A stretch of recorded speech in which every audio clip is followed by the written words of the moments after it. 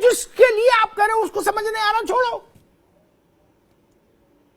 अगर आपको लगता भी है कि ये पेंशन कुछ दैवी गुणों से युक्त है, नई पेंशन, ठीक है, हम उस बहस में नहीं पढ़ रहे, शास्त्रार्थ का तो समय नहीं अब भारत में। आपको लग रहा है, लेकिन है किसके लिए? जो लोग तय कर रहे हैं ना, मुश्किल ये है, उनके पास सुरक्षा कवच पूरा है। निमिषा गौड़ जी, कपीश जी और पांडे जी, इनकी बिरादरी में तो पेंशन से छेड़छाड़ी नहीं हुई।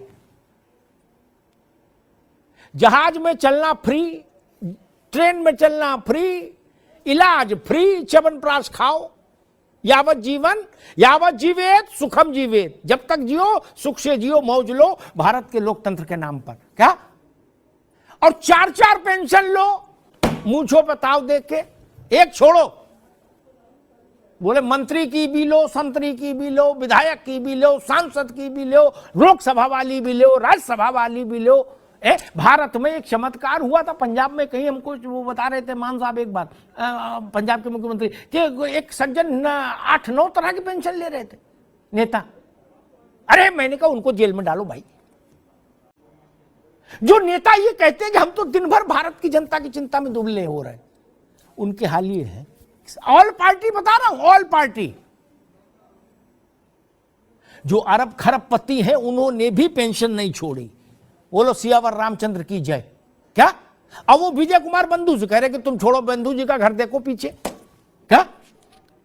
उनके पास तो फार्म हाउस नहीं है।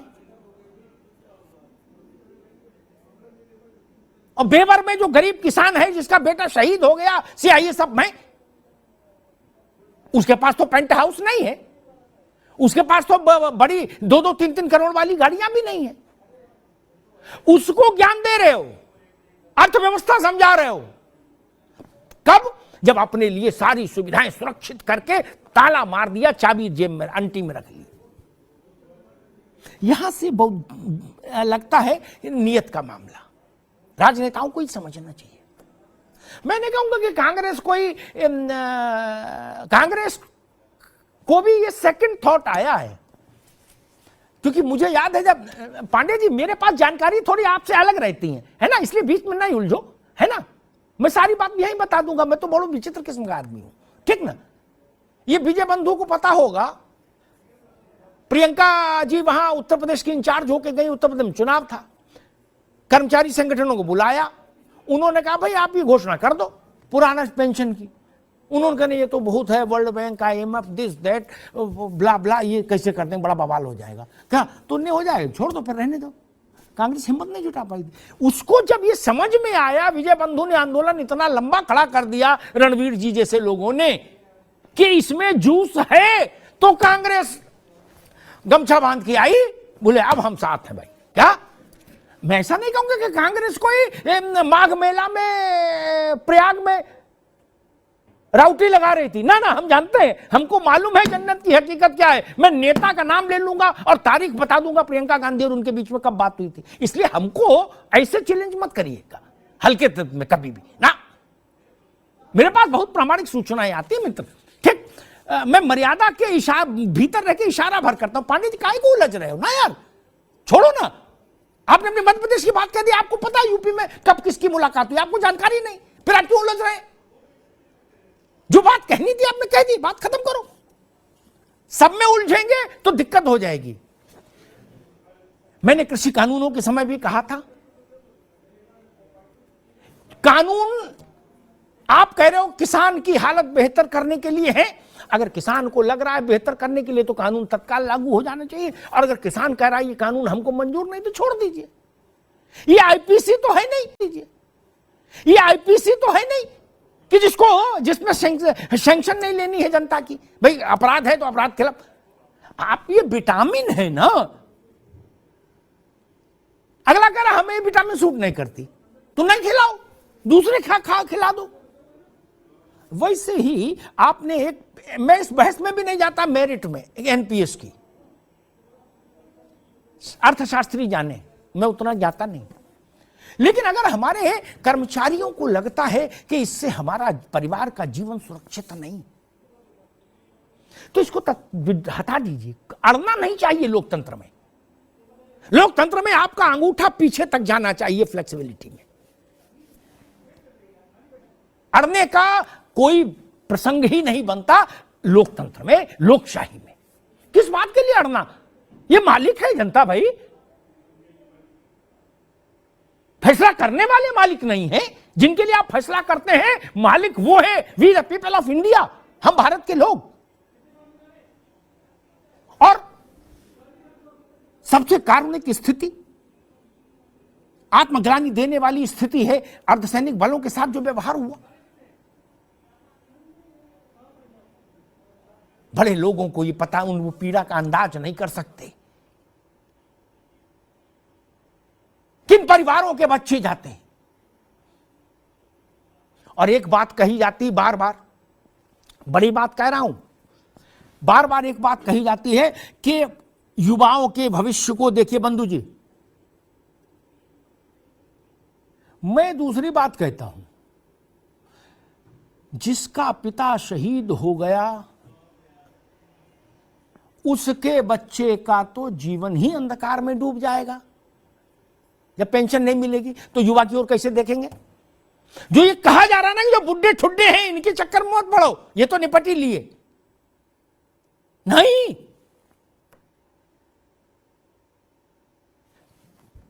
पिता सेवानिवृत्त हो गया, अब शादियां, ये ध्यान रखिएगा, ये सामाजिक पक्ष विजय बंधु जी अभी तक नहीं आया कहीं। अब शादियां 15-16 साल में नहीं हो रही, ठीक? कि पिता जब तक रिटायर हुआ तब तक लड़का बड़ा हो गया। अब 30 साल में भी शादी हो रही, 32 में भी हो रही, ठीक? संतान भी देर से हो रही। संतान समर्थ नहीं हुई, पिता रिटायर हो गए, उनको 442 रुपया मिलने लगा। कैसे चलेगा परिवार? कैसे चलेगा? इसका भी तो उत्तर देना होगा। और पुत्र समर्थ भी हो गया पुत्री और पिता को नहीं रखा, तब क्या होगा? इसकी गारंटी कौन लेगा? तो सारी राजनीतिक पार्टियां अपने शेल्टर होम बनवाए हैं ऐसे कि भाई जिनको घर से सहारा ना उनको पार्टियां सहारा देंगी। किसी बात करते हो? ये मानवीय पक्ष भी तो देखिए ना, वो कहां जाएंगे बुढ़ा बुढ़िया?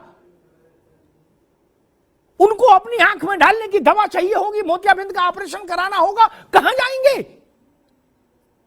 इस असंवेदनशील युग में कहां जाएंगे? धक्के खाएंगे। और जिन लोगों को यह लगता है सरकार में भी कि एनपीएस अच्छी चीज है, इससे बहुत समृद्धि है आएगी, तो मैं एक और सुझाव, नया सुझाव देता हूं।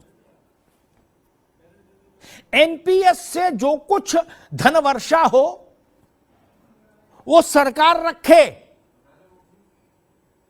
कर्मचारियों को सिर्फ लास्ट सैलरी ड्रॉन का आधा वाली पेंशन दे दे।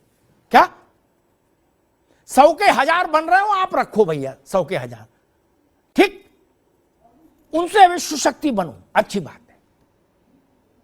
अगर लोगों को लगता है कि नहीं शेयर बाजार बहुत जरूरी है और उसमें जाना जरूरी है और दकियानूसी बात है, मैं कह रहा हूं लगाइए पैसा शेयर में, लेकिन इस बात की गारंटी सरकार दे कि आपकी पेंशन हमारी गारंटी, बाकी हम पैसे को कुछ भी करें। अगर आप उस पैसे से 10 की जगह 10,000 पैदा कर सकते तो कौन रोक रहा है? बंधु जी ये मंजूर है ना? फिर तो भारत की जय जय। अगर आप ऐसा अर्थशास्त्र जानते हैं कि 10 के 10,000 बना सकते हैं तो लगाइए एनपीएस में। मैं उद्योगपतियों का नाम नहीं लूंगा, लेकिन अगर आपको लगता है कि आप शेयर बाजार के राकेश झुनझुनवाला से भी बड़े खिलाड़ी हैं सब लोग, तो लगाइए यार, क्या दिक्कत है? लेकिन रणवीर सिंह को आधी पेंशन मिले लास्ट सैलरी की, यह सुनिश्चित करिए। उसके बाद स्काई इज द लिमिट, खेलिए। अरे जाके समुद्र खरीदिए, समुद्र बेचिए, कौन रोक रहा है आपको? लेकिन जो सामान्य स्थिति का आदमी है और जो बड़े अधिकारी हैं ना पांडे जी, उनकी सेहत पर भी पेंशन के विवाद से बहुत फर्क नहीं पड़ता, जान लीजिए।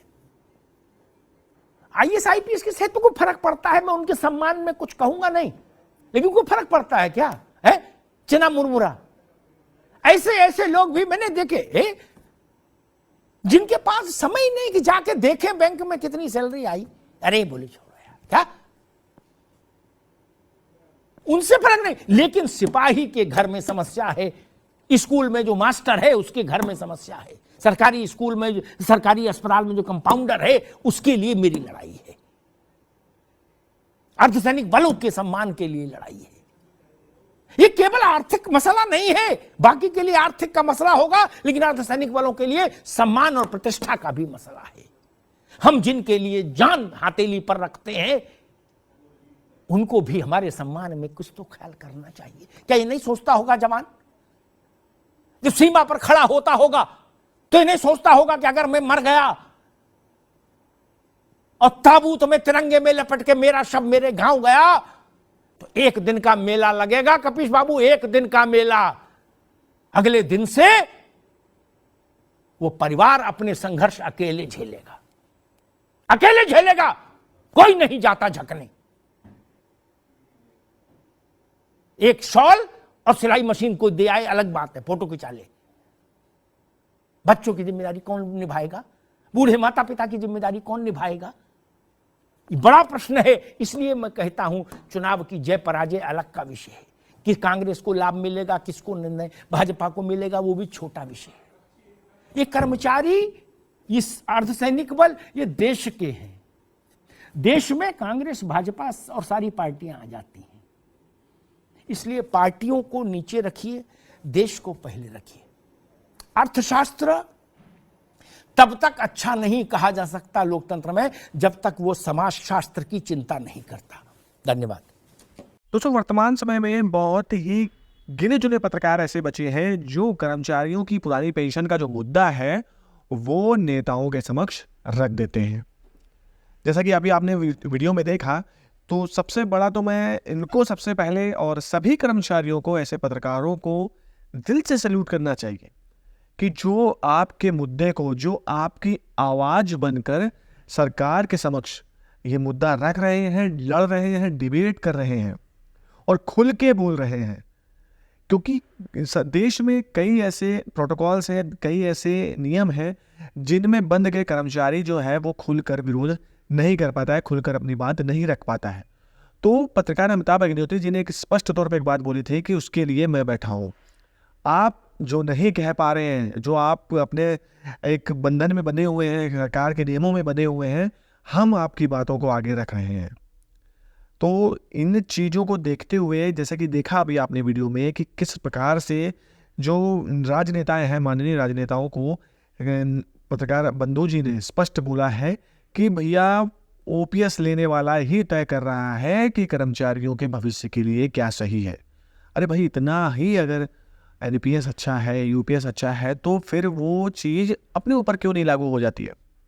अपने ऊपर लागू नहीं करते वो, तो कहीं ना कहीं ये भी शंका बन जाती है इस बातों की भी कि क्या ऐसा तो नहीं है कि ये फिर हमको सिर्फ एक लॉलीपॉप दिया जा रहा है और शायद कर्मचारियों को ये पता है, इसलिए कर्मचारी इन चीज़ों का विरोध कर रहे हैं कि नहीं, एक देश एक पेंशन होना चाहिए। यदि हमको एनपीएस मिल रही है तो फिर सभी को एनपीएस मिले, और यदि ओपीएस कुछ को मिल रही है, कुछ को एनपीएस मिल रही है, तो कुछ को एनपीएस क्यों मिल रही है, सबको ओपीएस क्यों नहीं मिल सकती? इन चीज़ों को लेकर ही कर्मचारी और सरकार के बीच अभी बात चल रही है। फिलहाल अभी तो यूपीएस का ही आने वाला है, 1 अप्रैल 2025 से इसका दिशा निर्देश आएंगे। अगले साल तक हो सकता है कुछ ना कुछ इस पर निकले। क्या निकलता है, सरकार इस पर कुछ इंप्लीमेंट करती है या नहीं करती है, ये भी देखना दोस्तों भी बाकी है। अभी विजय कुमार बंधु जी के अगले भी कई प्लान हैं, कई जगह अभी चुनाव भी होने हैं, जैसे महाराष्ट्र और झारखंड में भी चुनाव होना है। वहाँ पर क्या होता है, कौन आता है, क्या निकल कर आएगा, सारा कुछ मेरे वीडियो के माध्यम से, चैनल के माध्यम से आप तक पहुँचता रहेगा। तो फिलहाल खबर ये थी, मेरे द्वारा दी गई जानकारी अच्छी लगी है तो प्लीज़ वीडियो को लाइक शेयर कमेंट जरूर करिए। मिलते हैं अगले वीडियो में, तब तक के लिए जय हिंद, जय भारत।